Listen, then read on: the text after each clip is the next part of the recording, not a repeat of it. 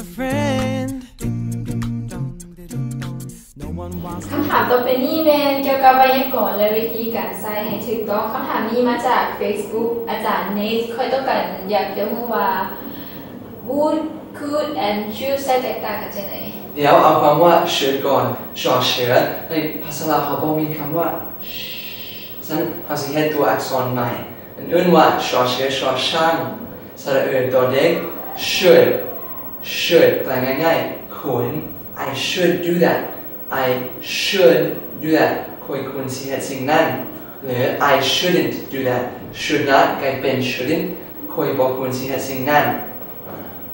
คำนั้นก็เข้าใจง่ายนะยกไปแล้วค่ะต่อไปเอาคำว่า could กับ would สระตัวเด็ก could would ใส่ในอดีตก็ได้อย่างเช่น yesterday I couldn't do it เมื่อวานเหตุสิ่งนั้นบ่ได้ yesterday I couldn't do it หรือเมื่อวานบ่ยอมเหตุสิ่งนั้น yesterday I wouldn't do it เมื่อวานบ่ยอมเหตุสิ่งนั้น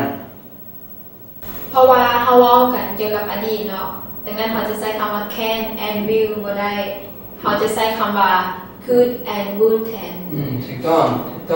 แต่ถ้าใส่ในซึ่งสมมุติก็ประมาณนี้สมมุติว่าเคยมีโอกาสเป็นผู้ดำน้ำเก่งที่สุดทั่วประเทศแล้วสมมุติokay I could do that แปลว่าถ้าสมมุติว่าเคยมีโอกาสก็สิเฮ็ดได้นั่นเน้นถึงการสมมุติ okay ต่อไปถ้าเป็นคำว่า would I would do that ถ้ามีโอกาสก็สิเฮ็ดได้แต่ถ้าบอกว่า I can do that บ่ได้เป็นซึ่งสมมุติ I can do that ก็คือเฮ็ดได้ I will do that บ่ได้เป็นซึ่งสมมุติ I will do that ก็ควรสิเฮ็ดสิ่งนั้นI will do that สรุปง่ายๆ could กับ would ก็คือซึ่งสมมุติและก็อดีตขอบใจสำหรับคำตอบและคำถามและคำอธิบายสำหรับคำเหล่านั้นเนาะขอบใจไป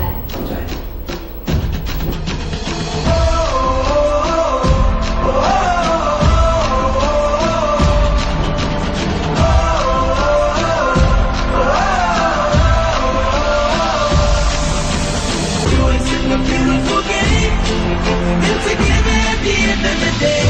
we all say